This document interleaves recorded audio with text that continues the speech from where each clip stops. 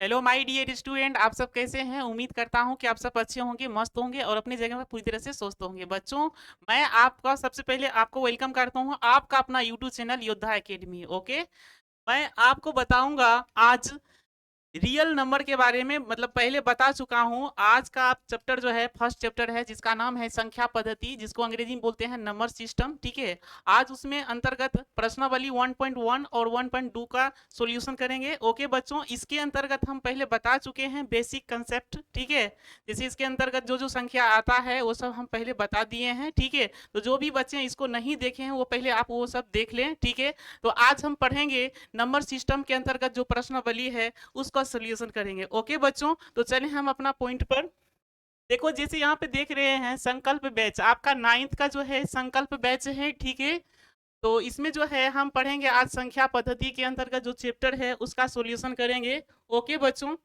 तो इसमें हम आपको बहुत बेसिक तरीके से बताएंगे। तो जिस बच्चे को डर लगता है मैथ से, ठीक है, तो उसको डर नहीं लगेगा। आपको यहाँ से ध्यान से देखना होगा। ठीक है बच्चों, ये आपका क्या है, संकल्प बैच है। और साल भर का जो कोर्स है वो 399 है। ठीक, मात्र कितना है, 399 है। अब इसमें आपको इतने टीचर से पढ़ने का मौका मिलेगा, जिसमें कि आपका ये क्रिश सर है, ये हरिनंदन सर है, ये आपका सकीचंद सर है और ये रोहित सर है। ओके बच्चों, आप देख रहे हो ना? ठीक, तो आपका देखियो, जैसे यहाँ से आपका प्रश्नावली शुरू होता है। ठीक है, 1.1। ओके, जैसे आप देख रहे हो, क्या शून्य एक परिमेय संख्या है? बच्चों, हम आपको बता चुके हैं परिमेय संख्या क्या होता है। ठीक है, जितने भी संख्या आता है वो सब आपको बता दिए हैं। ठीक है, तो आज हम इसके अंदर जो क्वेश्चन होगा उसको डील करेंगे। ओके, तो सबसे पहला आपका क्वेश्चन है, क्या शून्य एक परिमेय संख्या है? क्या इसे आप p बटे q के रूप में लिख सकते हैं, जहां p और q पूर्णांक है और p q is not equal to 0 है। ओके बच्चों, तो आपका यहाँ पे सवाल जैसे है कि यहाँ पे पूछ रहा है, यहाँ पे जैसे पूछ रहा है बच्चों कि क्या शून्य एक परिमेय संख्या है, तो इसको कैसे डील करेंगे? तो देखो, इसको डील करेंगे बच्चों, यहाँ पे पूछ रहा है क्या शून्य एक परिमेय संख्या है, तो लिखेंगे हाँ। पहले आंसर में क्या लिखेंगे, आंसर में इसका सॉल्यूशन करेंगे, पहले लिखेंगे हाँ। ठीक है, कैसे ये परिमेय संख्या है, कैसे? तो देखो यहाँ पे जैसे हम लिखेंगे क्योंकि, ठीक है, क्योंकि शून्य को हम लिख सकते हैं 0/1, 0/2, 0/3, इस तरह से हम लिख सकते हैं। ठीक है बच्चों, तो आप इसको देख सकते हो कि 0/1 जो लिखे इसका मतलब हुआ p बटे क्यू। क्या हुआ, p बटे क्यू। और इसमें आप देख रहे हो जहां जो है, जहां जो है, ठीक है, जहां, ठीक, p is not equal to, ठीक है, इसमें जो है q is not equal to क्या है, 0 है। ओके बच्चों, नीचे में 0 नहीं है, तो यानी q is not equal to 0 है। तो आप इसको कह सकते हो कि शून्य को हम परिमेय संख्या कह सकते हैं। शून्य को क्या कर सकते हैं बच्चों, परिमेय संख्या कर सकते हैं। ओके बच्चों, तो शून्य क्या है, एक परिमेय संख्या है। शून्य को हम क्या कर सकते हैं, परिमेय संख्या कर सकते हैं। ओके बच्चों, कर सकते हैं। ठीक है, तो शून्य को हम परिमेय संख्या कर सकते हैं। ओके बच्चों, तो क्या शून्य एक परिमेय संख्या है, तो लिखेंगे हाँ, शून्य एक परिमेय संख्या है। शून्य क्या है, एक परिमेय संख्या है। क्यों है, क्योंकि शून्य के नीचे हम 1 2 3 4 ये सब लिख सकते हैं। इसका मतलब हुआ कि शून्य शून्य एक क्या है, परिमेय संख्या है। ओके बच्चों, तो आपका सॉल्यूशन इस तरह से होगा, जैसे सवाल पूछेगा वैसे जवाब देना है। पूछ रहा है क्या शून्य एक परिमेय संख्या है, तो लिखे हाँ। क्यों है, तो क्यों को 0/1 लिख सकते हैं, 0/2 लिख सकते हैं, 0/3 लिख सकते हैं। इस तरह से हम नीचे में लिख सकते हैं। ठीक है, तो इस तरह से हम देख रहे हैं कि क्यों इज नॉट इक्वल टू क्या है, 0 है, तथा शून्य एक क्या है, परिमेय संख्या है। ओके बच्चों, यहाँ तक कोई दिक्कत नहीं ना? चलो, नेक्स्ट क्वेश्चन है आपका 3 और 4 के बीच, 3 और 4 के बीच इसमें बोल रहा है 6 परिमेय संख्या लिखे। 3 और 4 के बीच 6 परिमेय संख्या लिखें। तो बच्चों 3 और 4 के बीच 6 परिमेय संख्या लिखने के लिए बोल रहा है। लेकिन यदि आपसे क्वेश्चन पूछेगा कि 3 और 6 के बीच कितना परिमेय संख्या होता है, अनलिमिटेड होता है। लेकिन इसमें आपका क्वेश्चन पूछ रहा है कि 3 और 6 के बीच 6 परिमेय संख्या ही लिखना है। तो इसका सॉल्यूशन आप करोगे बच्चों, इस तरह से कर सकते हो। ठीक है, इसका सॉल्यूशन जो होगा 3 और 4 के बीच, ठीक है, 3 और क्या लिखना है, 4 के बीच, 4 के बीच, ठीक है, 6 परिमेय संख्या, 6, ठीक है। आप इसको ऐसे लिख सकते हो या जैसे लिखना है ऐसे आप लिख सकते हो, ठीक है। 6 परिमेय संख्या, 6 परिमेय संख्या, ठीक है। 6 परिमेय संख्याएं इस प्रकार है, ठीक है, प्रकार है, प्रकार है, ठीक है। जैसे यहाँ पे आप लिख सकते हो, जैसे हो गया 3.1 हो जाएगा, ठीक है। 3 पॉइंट क्या होगा, 2 होगा, 3 पॉइंट क्या होगा, 3 होगा, ठीक है। 3 पॉइंट क्या होगा, 4 होगा, ठीक है। उसके बाद 3 पॉइंट क्या होगा, 5 होगा, और 3 पॉइंट क्या होगा, 6 होगा, ठीक है। आपको कितना बोल रहा है, 6 संख्या लिखना है। तो बच्चों ये क्या हुआ, 3, 4, 5, और ये आपका क्या हुआ, 6 हुआ। और भी संख्या हो सकती है, लेकिन बच्चों आपको बोल रहा है 6 ही परिमेय संख्या लिखें, ठीक है। तो इस तरह से आप इसको 6 परिमेय संख्या लिख सकते हो। ओके बच्चों, तो 6 परिमेय संख्या इस तरह से क्या करेंगे, लिख देंगे। आप बच्चों इसको ऐसे भी लिख सकते हो, ठीक है, या आपको इसको ऐसे भी लिख सकते हो बच्चों कि 3.01 लिख सकते हो, 3.02 लिख सकते हो, 3 पॉइंट, ठीक है, 3.03 लिख सकते हो, 3.04 लिख सकते हो, 3.05 लिख सकते हो, 3.06 लिख सकते हो। बच्चों इस तरह से लिख सकते हैं, ठीक है, क्योंकि हम आपको अभी बताए कि 3 और 4 के बीच जो है अनलिमिटेड परिमेय संख्या है, तो आप उसके बीच कोनो भी संख्या लिख सकते हो, ठीक है। तो आप इस तरह से भी लिख सकते हो। ओके बच्चों, आपका ये सेकेंड नंबर का सॉल्यूशन हुआ, ठीक है। आपका नेक्स्ट क्वेश्चन है, आपका नेक्स्ट क्वेश्चन है कि 3/4, सॉरी 3/5 और 4/5, 3/5 और 4/5 के बीच 5 परिमेय संख्या लिखना है। कितना लिखना है, 5 परिमेय संख्या लिखना है। कैसे लिखेंगे, तो देखो बच्चों कैसे लिखते हैं, ठीक है। आप इसका सॉल्यूशन इस तरह से करोगे, ठीक है। सॉल्यूशन कैसे करोगे, इस तरह से लिखोगे बच्चों। आप 3/5 को लिख सकते हो ऐसे करके 10/10, ठीक है। ये आपका हो जाएगा 30 बटे कितना हो जाएगा, 50 हो जाएगा। ओके, आप इसको ऐसे भी लिख सकते हो, जैसे यहाँ पर है 4 बटे क्या है, 5 है, तो इसको भी इस तरह से लिख सकते हो, ठीक है। अब बोलोगे सर ऐसे क्यों लिख सकते हैं, देखो जैसे इसको काटोगे क्या होगा, 1 को इसमें गुना करोगे तो फिर भी क्या होगा, यही संख्या आएगा, आएगा ना। तो हमको इसके बीच लिखना है 5 परिमेय संख्या, ठीक है। तो 5 परिमेय संख्या किस तरह से लिखेंगे, तो पहले हम इस तरह से क्या करेंगे, डील करेंगे। इसका बनाने का तरीका और भी हो सकता है। ओके बच्चों, तो आपका क्या हो गया, 30 बटे हो गया 50, 40 बटे कितना हो गया, 50 हो गया, ठीक है। आप इसको ऐसे भी पढ़ सकते हो बच्चों, 30/50, ठीक है, 40/50 आप ऐसे भी पढ़ सकते हो। लेकिन इसमें 5 परिमेय संख्या लिखने के लिए बोल रहा है, तो आप इस तरह से लिख सकते हो, क्योंकि ऐसे लिखोगे 3/5 और, ठीक है, 4/5 के बीच, ठीक है, बीच बीच 5 परिमेय संख्या, 5 परिमेय संख्या, ठीक है, 5 परिमेय संख्याएं, ठीक है, 5 परिमेय संख्याएं। तो बच्चों कैसे लिखोगे, तो आप ऐसे लिख सकते हो, क्या हो जाएगा, 31 बाय हो जाएगा 50, ठीक है, 32 बाय हो जाएगा 50, ठीक है, 33 बाय हो जाएगा कितना 50, ठीक है, 34 बाय कितना हो जाएगा 50, ठीक है। उसके बाद 35 बाय कितना हो जाएगा 50, ठीक है। तो इसके मतलब इसका और इसके बीच हम इस तरह से संख्या को लिख सकते हैं। ओके बच्चों, इसके बीच हम इस तरह से संख्या को लिख सकते हैं। यहाँ तक कोई दिक्कत है, नहीं समझ में आ रही है तो आप कमेंट कर सकते हो, ठीक है बच्चों। तो यहाँ तक दिक्कत नहीं होना चाहिए। क्या बोले, फिर से समझो। आपका क्वेश्चन है 3/5 और 4/5 के बीच 5 परिमेय संख्याएं ज्ञात कीजिए। 3/5 और 4/5 के बीच 5 परिमेय संख्या ज्ञात करना है। तो आपका सोल्यूशन इस तरह से कर सकते हो कि 3/5 को हम क्या करेंगे, 10/10 से गुना करोगे। या तो एक तरीका ये हुआ, ठीक है बच्चों, हम आपको बताए कि 3/5 और 4/5 के बीच 5 ही संख्या नहीं होती है, अनलिमिटेड होता है। तो आप उसके बीच में 5 को कोनो क्या करना है, निकाल के लिख देना। ओके बच्चों, आप इसको ऐसे भी लिख सकते हो, ठीक है, आप इसको ऐसे भी लिख सकते हो। कैसे लिख सकते हो, देखो इसको आप ऐसे भी लिख सकते हो, ठीक है। ये आपका फर्स्ट हुआ। सेकेंड में आप इसको ऐसे भी तो कर सकते हो, कैसे, तो देखो जैसे हम 3/5 लिखते हैं, इसको हम क्या लिख सकते हैं, इसको क्या लिख सकते हैं, इसको हम लिख सकते हैं 0/6। ठीक है, क्यों, क्योंकि इसमें 3 में 5 से भाग दोगे ना तो बच्चों इसका आ जाएगा 0.6 आएगा। ठीक है, इस तरह से आएगा।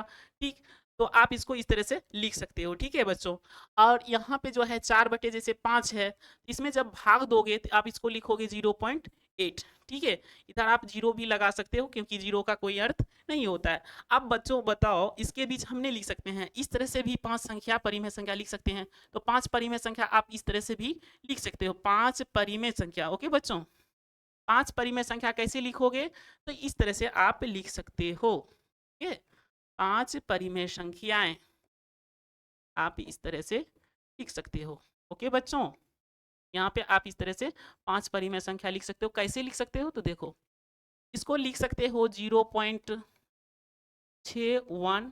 ठीक है, आप इसको लिख सकते हो 0.62। बच्चों इसको ऐसे पढ़ेंगे, 0.61 नहीं पढ़ेंगे, 0.61 नहीं पढ़ेंगे, 0.62 नहीं पढ़ेंगे, इसको पढ़ेंगे 0.61। ठीक है, 0.62 इस तरह से पढ़ेंगे, और 0.63। ठीक है, और 0.64 और 0.65। बच्चों इसमें 5 को बोल रहा है ना, 5 परिमेय संख्या बोल रहा है, तो आप इस तरह से बोल सकते हो। ठीक है, तो जरा ध्यान से देखो, आप यहाँ पे हम कुछ और निकाले है ना, यहाँ पे क्या निकाले, कुछ और निकाले है ना, यहाँ पे कुछ और निकाले है ना। अब बोलोगे सर ये क्या होगा, दोनों एक जैसन क्यों नहीं हो सकता है।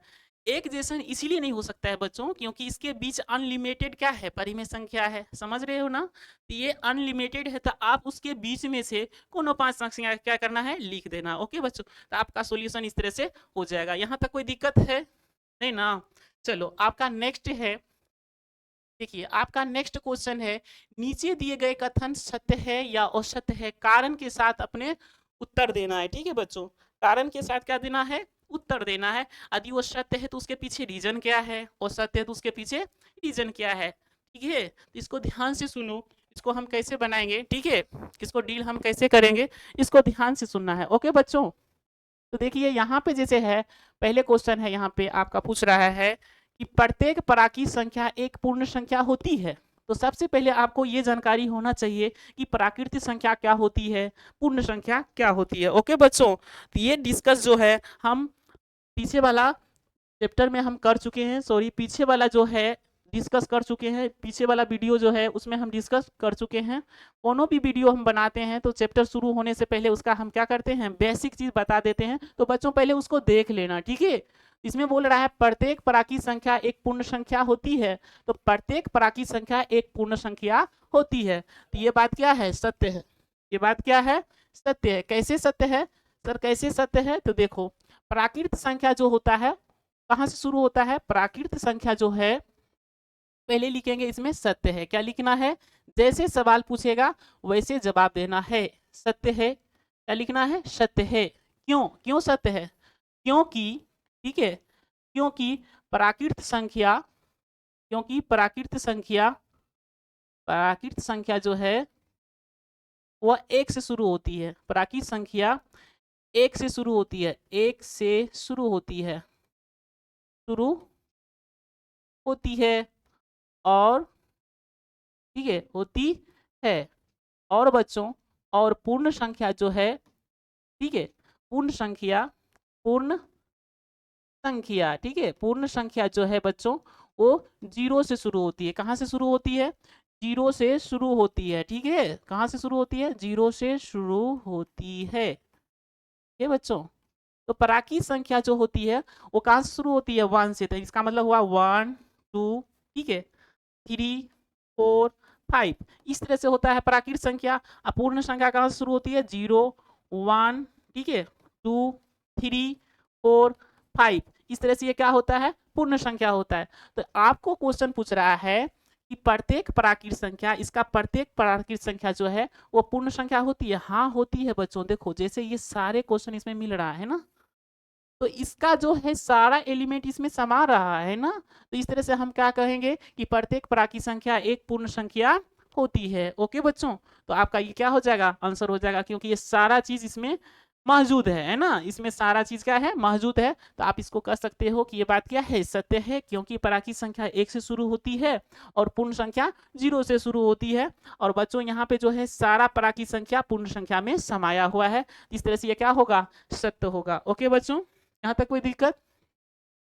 चलो नेक्स्ट है आपका, प्रत्येक पूर्णांक संख्या एक पूर्ण संख्या होती है। प्रत्येक पूर्णांक संख्या, प्रत्येक पूर्णांक संख्या एक पूर्ण संख्या होती है। तो बच्चों प्रत्येक पूर्णांक संख्या जो होता है एक पूर्ण संख्या नहीं होती है, क्योंकि देखो इसमें क्या लिखेंगे, इसका आंसर में लिखेंगे बच्चों, इसका आंसर में क्या लिखेंगे, असत्य है, क्योंकि ये बात क्या है, सत्य नहीं है, ये सत्य नहीं है। इसके पीछे क्या रीजन है, तो इसका जवाब यहाँ पे दे दो, लिखना है क्योंकि, क्योंकि पूर्णांक संख्या, क्योंकि पूर्णांक संख्या क्या होती है, पूर्णांक संख्याएं जो होती है, ठीक है, पूर्णांक संख्याएं धनात्मक, ठीक है, धनात्मक, धनात्मक और ऋणात्मक, धनात्मक और ऋणात्मक, ठीक है, धनात्मक और ऋणात्मक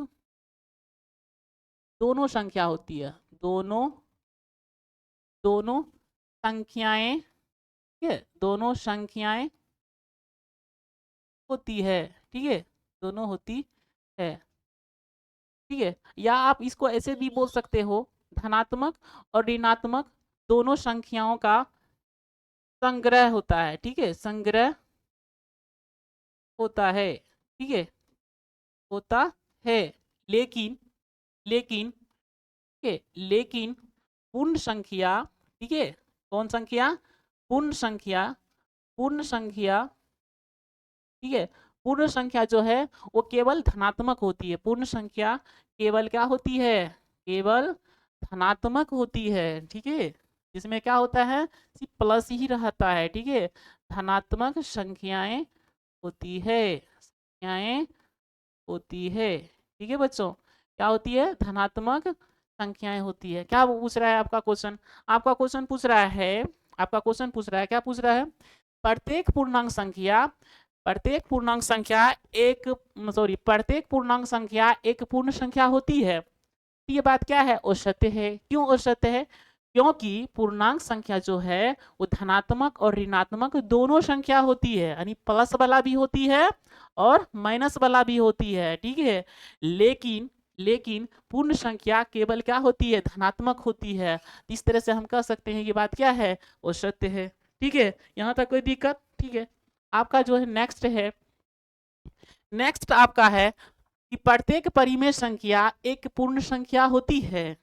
प्रत्येक परिमेय संख्या जो है एक पूर्ण संख्या होती है। तो ये बात भी क्या है बच्चों, असत्य है। क्या है, असत्य है। कैसे, तो देखो इसका आंसर हम क्या लिखेंगे, असत्य है, ठीक है। अब इसका कारण देना है, असत्य है तो क्यों है, ठीक है, असत्य है तो क्यों है, क्योंकि आपका देखो सवाल पूछ रहा है प्रत्येक, प्रत्येक परिमेय संख्या, प्रत्येक परिमेय संख्या, ठीक है, प्रत्येक परिमेय संख्या एक पूर्ण संख्या होती है, नहीं होती है। क्योंकि बच्चों, क्योंकि यहाँ पे आप जवाब दे सकते हो इसे करके, ठीक है, क्योंकि 1/2 एक क्या है, परिमेय संख्या है,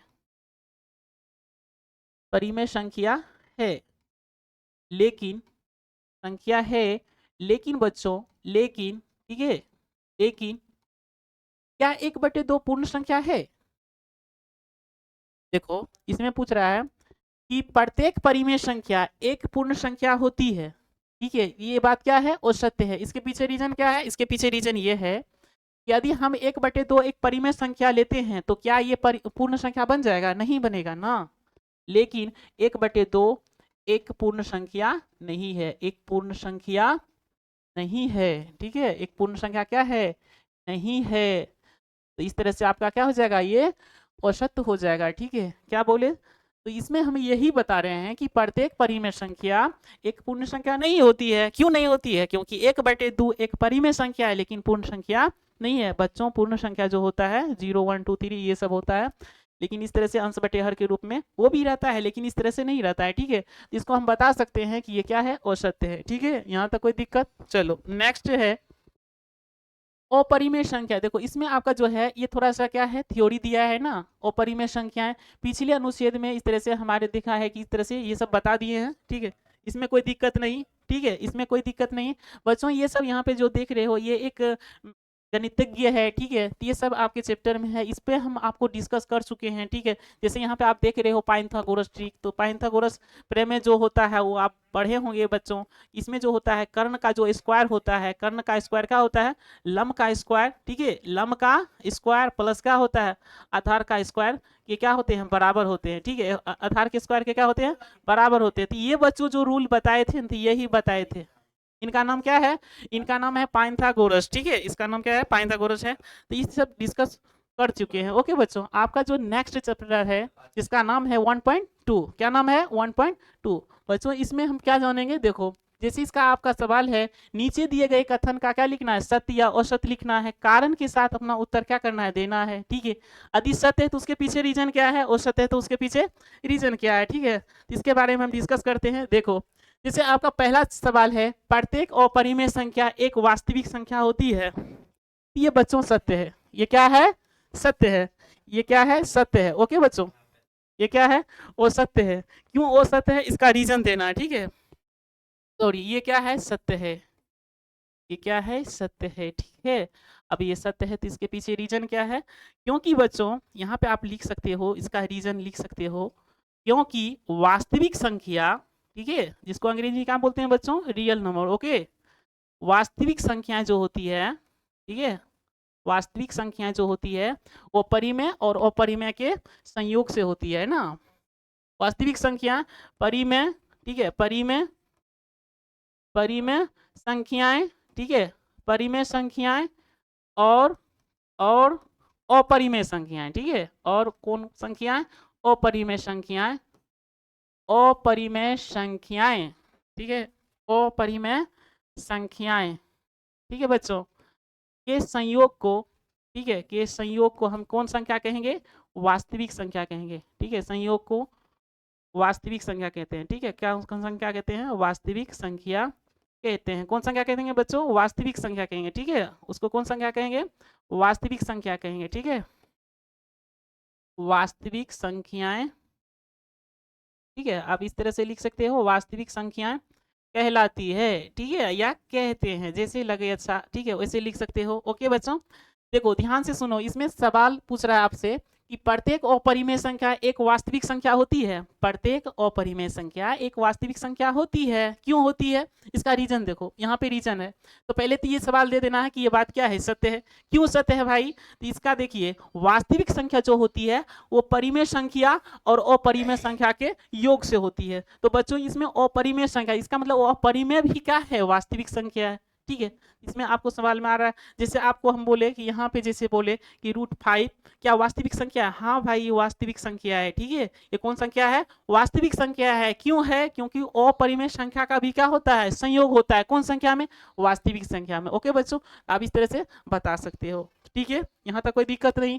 चलो आपका नेक्स्ट है, संख्या रेखा का प्रत्येक बिंदु, संख्या रेखा, जैसे बच्चों यहाँ पे आप संख्या रेखा इस तरह से बनाते हो, ठीक है, इस तरह से संख्या रेखा बनाते हो ना, जैसे यहाँ पे शून्य होता है, इधर चलते हैं तो क्या होता है, प्लस होता है ना, ऐसे करके लिखते हो ना, ठीक है, आप इस तरह से लिखते हो। तो ये एक तरह का क्या है, संख्या रेखा है, क्या है, संख्या रेखा है। ओके बच्चों, तो आपका सवाल पूछ रहा है संख्या रेखा का प्रत्येक बिंदु √m के रूप का होता है, जहां m एक प्राकृत संख्या है, जी नहीं, ये बात क्या हो जाएगा, औसत होगा। तो आप इसका डील जो करोगे इस तरह से लिखोगे, आंसर में सबसे पहले आपको लिखना है ये बात क्या है, औसत है, क्या है, औसत है। क्यों औसत है भाई, औसत क्यों है, इसके पीछे रीजन क्या है, तो देखिए इसका रीजन ये है कि जैसे हम यहाँ पे देखो संख्या रेखा जो लिखते हैं तो इसमें क्या देख रहे हैं, इसमें यही देख रहे हैं कि इसमें क्या होता है कि धनात्मक और ऋणात्मक दोनों संख्या होती है संख्या रेखा पर, है ना। और वैसे भी संख्या हम देखते हैं कि किसी का क्या होता है, वर्गमूल निकलता है, किसी का वर्गमूल निकलता है, लेकिन किसी का वर्गमूल नहीं निकलता है। तो आप इस तरह से शोक बता सकते हो, ठीक है, आप क्या लिखोगे, इसका रीजन में लिख सकते हो ऐसे करके, क्योंकि, ठीक है, क्योंकि संख्या रेखा पर, क्योंकि संख्याएं, ठीक है, संख्याएं रेखा पर, ठीक है, संख्याएं रेखा पर, ठीक है, आप बच्चों इस तरह से लिख सकते हैं उसको, लिख सकते हो ऐसे करके, क्योंकि संख्याएं रेखा पर, संख्याएं रेखाएं पर, ठीक है, रेखाएं पर, ठीक है, धनात्मक, धनात्मक, धनात्मक और ऋणात्मक, ठीक है, और ऋणात्मक, ठीक है, आप इस तरह से लिख सकते हो। कारण इसका रीजन दे सकते हो, धनात्मक और ऋणात्मक दोनों संख्या होती है, दोनों धनात्मक और ऋणात्मक दोनों संख्या होती है, ठीक है, धनात्मक और कौन संख्या, ऋणात्मक, ठीक है, ऋणात्मक संख्याएं दोनों होती है, ठीक है, दोनों होती है, ठीक है। एक कारण तो ये बता सकते हो। दूसरा कारण आप ये भी बता सकते हो बच्चों कि जैसे √4 इसका वर्गमूल 2 होता है, तो ये 2 आपका कौन संख्या, तो आपका बन जाएगा सर, ये बन जाएगा आपका प्राकृत संख्या, ठीक है, जिसको अंग्रेजी में क्या बोलते हैं बच्चों, नेचुरल नंबर, ठीक है। लेकिन बच्चों आप ये बताओ, जैसे √5 लिखे, क्या ये आपका प्राकृत संख्या है? आप बोलोगे बच्चों नहीं सर ये प्राकृत संख्या नहीं है, ये प्राकृत संख्या नहीं है, तो आप इसको बोलोगे सर ये प्राकृत संख्या नहीं है। तो आप ही बताओ कि जैसे √m के रूप में लिखते हैं, तो ये √m के रूप में है, तो इसका तो ये प्राकृत संख्या मिल गया, लेकिन ये जो है क्या ये प्राकृत संख्या मिल रहा है, नहीं मिल रहा है, तो ये बात क्या हो गया, औसत हो गया। आपका रीजन इस तरह से बता सकते हो। ओके बच्चों, यहाँ तक कोई दिक्कत नहीं, ठीक है, यहाँ तक समझ में आ रही है ना, ठीक है। आपका नेक्स्ट है, प्रत्येक वास्तविक संख्या एक अपरिमेय संख्या होती है, प्रत्येक वास्तविक संख्या एक अपरिमेय संख्या नहीं होती है। क्यों नहीं होती है, तो भाई इसका रीजन जानते हैं, ठीक है। तो सबसे पहले आप इसका आंसर दोगे इस तरह से, ठीक है, इसका आंसर क्या लिखोगे, इसका आंसर में लिखोगे सर ये औसत है, क्या है, औसत है, क्या है भाई, ये औसत है। अब सर औसत है तो इसके पीछे रीजन क्या है, तो देखो इसका रीजन है, इसका रीजन आप ऐसे लिख सकते हो, क्योंकि ये, क्योंकि देखो प्रत्येक वास्तविक संख्या एक अपरिमेय संख्या नहीं होती है।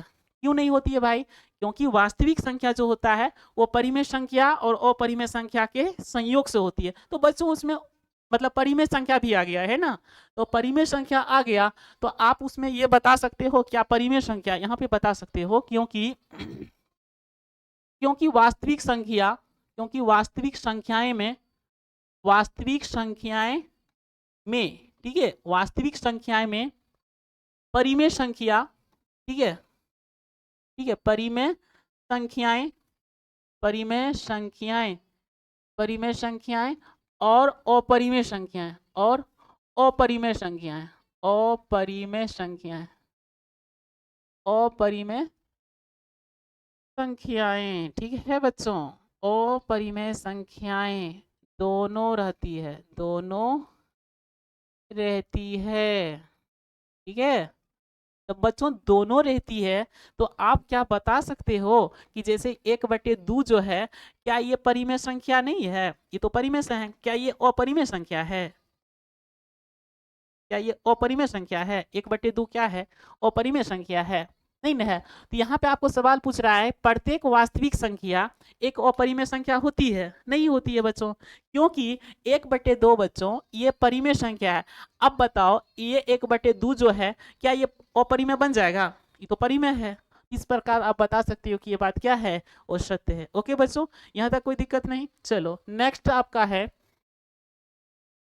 नेक्स्ट आपका है, क्या सभी धनात्मक पूर्णांकों के वर्गमूल अपरिमेय होते हैं, सभी धनात्मक पूर्णांकों के वर्गमूल जो होता है अपरिमेय होते हैं, यदि नहीं तो एक ऐसी संख्या का वर्गमूल का उदाहरण दीजिए जो एक परिमेय संख्या है, ठीक है। तो यहाँ पे पूछ रहा है क्या सभी धनात्मक पूर्णांकों का वर्गमूल एक अपरिमेय संख्या होती है, ये बात क्या है, नहीं होती है। आंसर में क्या लिखना है, नहीं, आंसर में क्या लिखना है, नहीं। अब नहीं तो क्यों, इसका कारण देना है, क्योंकि आप यहाँ पे लिख सकते हो, क्योंकि, ठीक है, यहाँ पे बोल रहा है क्योंकि जैसे हम यहाँ पे आप बोले, जैसे यहाँ पे √4, ठीक है, √4 का वर्गमूल, √4 का वर्गमूल बच्चों इस तरह से आप लिख सकते हो, ठीक है, √4 का वर्गमूल, वर्गमूल, ठीक है, वर्गमूल तो होता है, कितना होता है बच्चों, तो होता है, ठीक है, √4 का वर्गमूल कितना होता है, 2 होता है, ठीक है।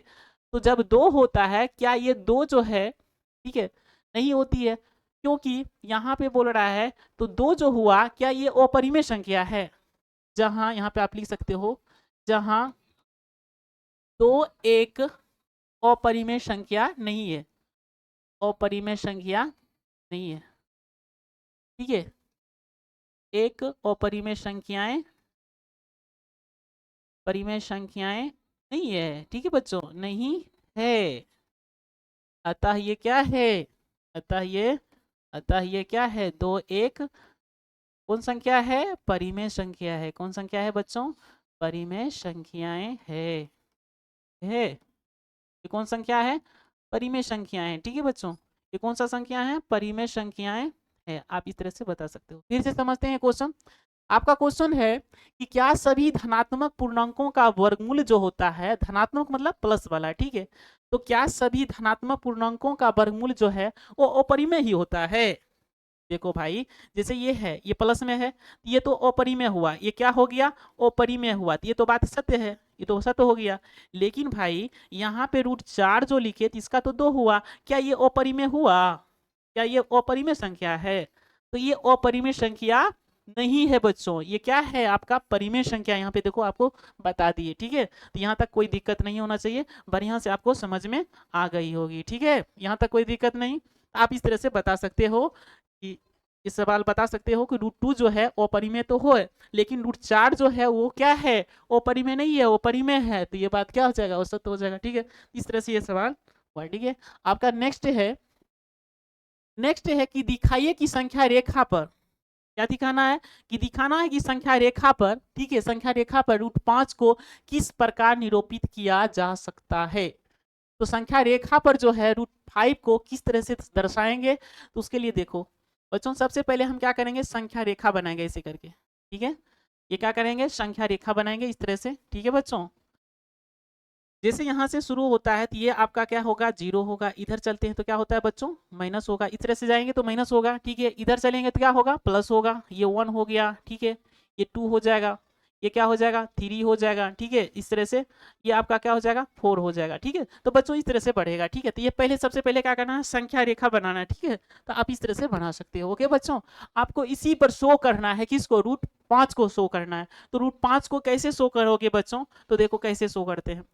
सबसे पहले जो है यहां से देखो, जैसे आप जानते होंगे कि √5 का जो होता है वर्गमूल कितना होता है, जैसे √4 का वर्गमूल कितना होता है, 2 होता है, तो √5 का जो वर्गमूल होगा बच्चों, जैसे √4 का वर्गमूल कितना होता है, 2 होता है, तो √5 का वर्गमूल जो होगा वो बच्चों 2 से क्या होगा, ज्यादा होगा, तो इस तरह से क्या होगा, ज्यादा होगा, ठीक है। तो √5 का जो है संख्या रेखा पर क्या लेना है, संख्या रेखा पर 2 तक लेना है, कहां तक लेना है, 2 तक लेना है। ओके बच्चों, कहां तक लेना है, 2 तक लेना है। और बच्चों यहाँ पे क्या करेंगे, यहाँ पे जो है 90 डिग्री, जैसे आप चांद जैसे यहाँ पे लेते हो ऐसे करके, चांद आपका है आपके पास, ठीक है, तो यहाँ पे आप देखते होंगे यहाँ पे 90 डिग्री लिखा रहता है, तो उसको यहाँ पे क्या करना है, रखना है, और इसके सामने क्या करना है, 90 डिग्री लेना है, ठीक है। तो जैसे 90 डिग्री लोगे, ठीक है बच्चों, यहाँ पे क्या करना है, 90 डिग्री पर चिन्हित कर देना है, और एक इकाई क्या करेंगे, यहाँ पे खींचेंगे, ठीक है, एक इकाई मतलब एक लेना है। ओके बच्चों, यहाँ पे क्या करना है, एक इकाई लेना है, ये आपका 1 हो जाएगा, ठीक है। देखो हम बता रहे हैं कि √5 को संख्या रेखा पर किस तरह से शो करते हैं, ठीक है बच्चों, √5 को संख्या रेखा पर किस तरह से शो किया जाता है, वो चीज को ध्यान से सुनना है। सबसे पहले √5 को हम देखेंगे कि इसको कहाँ तक लेना है, ठीक है। तो आपको जैसे पता होना चाहिए कि √4 का जो वर्गमूल होता है वो कितना होता है, 2 होता है, तो √5 का जो होगा 2 से क्या होगा, अधिक होगा। तो आपको जो है संख्या रेखा, बच्चों ये संख्या रेखा है, इस पर आपको जो है संख्या रेखा पर, ठीक है, इसमें क्या लेना है, 2 लेना है, क्योंकि 2 से अधिक है ना, तो 2 लेंगे, ठीक है। और इधर 1 इकाई लेंगे। बच्चों यहाँ पे 1 इकाई कैसे लेना है, तो पहले सबसे पहले चांद की सहायता से क्या करना है, मापना है, ठीक है, 90 डिग्री जहाँ पे होगा वहाँ पे चिन्हित करना है, और वहाँ पे 1 इकाई लेना है। जैसे बच्चों यहाँ आप देखे होंगे, जैसे ये इंच रहता है, यहाँ पे आपको लिखा रहता है इस तरह से, है ना, ऐसे करके लिखा रहता है, ठीक है, ये आपका 0 है, ये 1 है, तो ये आपका जो रेंज हुआ यहाँ से यहाँ तक जो हुआ वो 1 इंच का होता है ना, तो इस तरह से आपको क्या करना है, 1 इंच लेना है, ठीक है। और यहाँ से क्या करना है, यहाँ से इसको मिला देना है ऐसे करके, ठीक है, इसको क्या करना है, यहाँ से यहाँ तक मिला देना है, आराम से मिलाना है, ठीक है बच्चों। तो आप जैसे इसको मिलाओगे, ठीक है, इसको क्या करोगे, मिलाओगे, इसको कैसे करेंगे देखो, ध्यान से देखना है, ठीक है। इसको कैसे बनाएंगे, तो ये आपका क्या हुआ, जैसे इसको डील करोगे कैसे, आप देखो इसका संख्या रेखा इस तरह से मान लिए, ठीक है। ये आपका बच्चों जो है ना √5 निकल जाएगा, कितना निकल जाएगा, √5। अब वहां पे जो है आपको स्केल होना चाहिए, ठीक है, स्केल जो होता है, चाप जो होता है, उसकी सहायता से क्या करना है, इसको काटना है।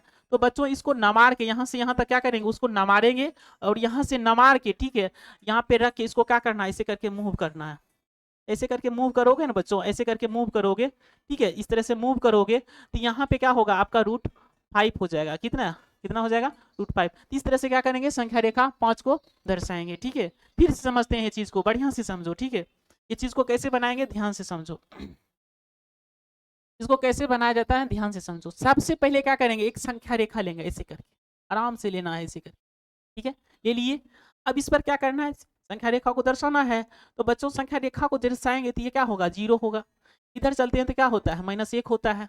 इधर चलते हैं तो क्या होता है, -2 होता है। ऐसे करके होता है ना बच्चों। इधर आप लिख सकते हो, इसको और बढ़ा सकते हो, ठीक है, इधर बढ़ सकता है, ठीक है। तो इधर भी क्या होगा आपका, इसका जो रेंज होना चाहिए ना, सेम होना चाहिए, ठीक है। ये नहीं कि कभी घटा देंगे कभी बढ़ा, नहीं, इसका रेंज होना चाहिए सेम, ठीक है बच्चों। ये आपका 1 हो जाएगा, ये आपका क्या हो जाएगा, 2 हो जाएगा, ये आपका क्या हो जाएगा, 3 हो जाएगा, ठीक है, ये आपका क्या हो जाएगा, 4 हो जाएगा, ठीक है, ये आपका क्या हो जाएगा, 5 हो जाएगा। तो इस तरह से बच्चों ये क्या होगा, बढ़ेगा, बढ़ेगा ना, ये आपका क्या होगा, बढ़ेगा, ठीक है। तो इस तरह से हम इसको बढ़ाएंगे इस तरह से, ठीक है।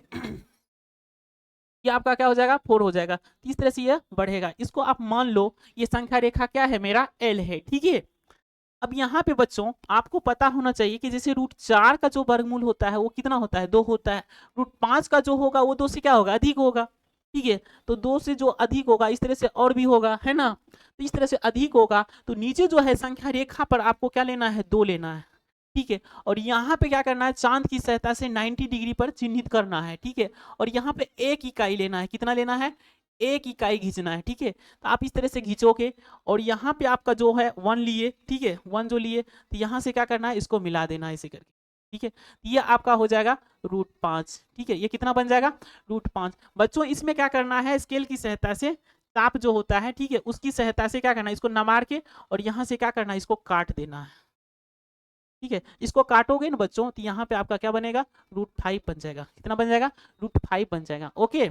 आप इसको इस तरह से लिख सकते हो, ठीक है। इसको मान लो ये आपका A है, ये आपका B है, ये आपका C है, ठीक है, इस तरह से मान सकते हो। बच्चों यहाँ पे जो है कितना डिग्री का बन रहा है, 90 डिग्री का बन रहा है, कितना का बन रहा है, 90 डिग्री का बन रहा है, ओके बच्चों। तो इस तरह से हम क्या करेंगे, इसको बनाएंगे। अब इसका देखो लिखेंगे क्या, भाषा में क्या लिखेंगे, भाषा में इसको लिखेंगे इस तरह से, ठीक है। क्या लिखेंगे, माना कि, माना कि, ठीक है, संख्या रेखा, ऐसे लिखना है, संख्याएं रेखा, संख्याएं रेखाएं, रेखा L है, कौन है, L है, संख्या रेखा कौन है, L है, ठीक है। जिस पर, यहाँ पे लिख सकते हो, जिस पर, जिस पर समकोण त्रिभुज, जिस पर समकोण त्रिभुज, ठीक है, जिस पर समकोण त्रिभुज, आप समकोण त्रिभुज का नाम लिखो, इसमें समकोण त्रिभुज क्या हो जाएगा, त्रिभुज आपका यहाँ पे लिखोगे नाम, ये त्रिभुज हो जाएगा ABC हो जाएगा, ठीक है। तो आपका त्रिभुज क्या होगा, समकोण त्रिभुज क्या हो जाएगा, ABC, क्योंकि बच्चों ये A है, ये आपका यहाँ पे B है, यहाँ आपका C है, ठीक है। तो आप इसको लिखोगे ABC, ठीक है, इस तरह से आप लिखोगे, ठीक है। आप यहाँ पे लिखोगे पाइथागोरस ट्रिक से, ठीक है, पाइथागोरस, ठीक है, ठीक बोल सकते हो, या इसका प्रमेय लिख दो, ठीक है। इसका प्रमेय क्या होता है बच्चों, प्रमेय से, ठीक है, इसका प्रमेय यही होता है कि क्या होता है, कर्ण का स्क्वायर करते हैं, ठीक है, किसका स्क्वायर करते हैं, कर्ण का स्क्वायर करते हैं। और कर्ण का स्क्वायर क्या होता है, लंब का स्क्वायर, ठीक है, लंब का स्क्वायर, जोड़ क्या होता है, आधार का स्क्वायर होता है, ठीक है। ये क्या है, आधार का स्क्वायर है, ओके बच्चों।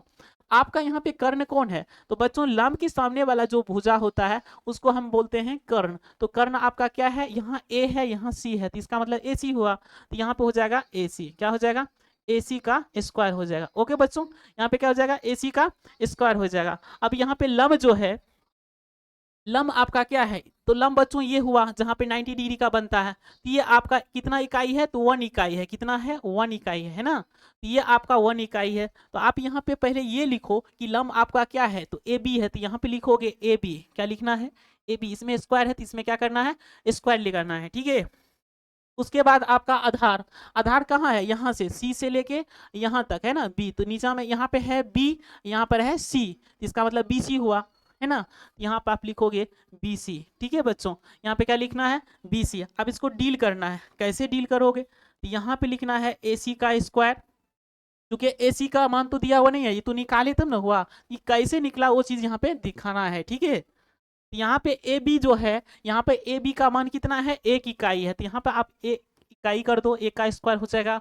बच्चों बी सी जो है, बी सी यहाँ से यहाँ तक है, तो ये कितना माने थे, तो यहाँ से यहाँ तक जो था, यहाँ से यहाँ तक जो था 2 था, कितना था 2 था, तो ये आपका 2 का क्या हो जाएगा स्क्वायर हो जाएगा, 2 का क्या होगा स्क्वायर होगा। बच्चों इसको जब डील करोगे, इसको जब डील करोगे तो ये आपका क्या हो जाएगा सी हो जाएगा।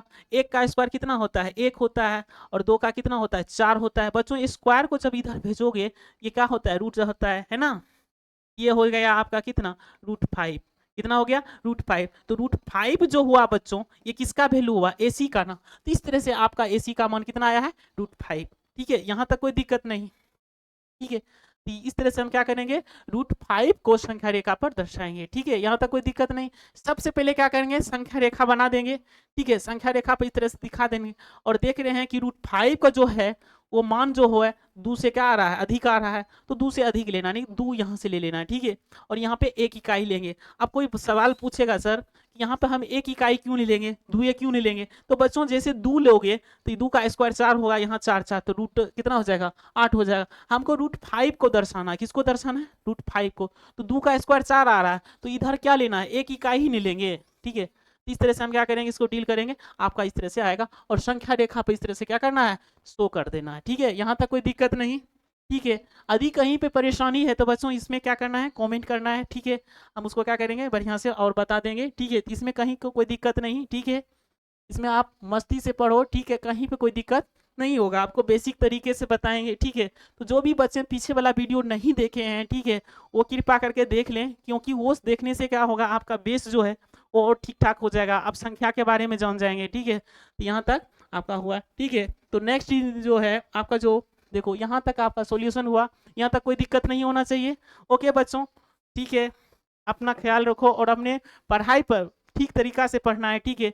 कहीं पे आपको मैथ में दिक्कत नहीं होने देंगे, आपको बढ़िया से क्या करना है अपना पढ़ाई करना है, ठीक है। मन लगा के पढ़ाई करना है, ठीक है। तो जय हिंद जय भारत।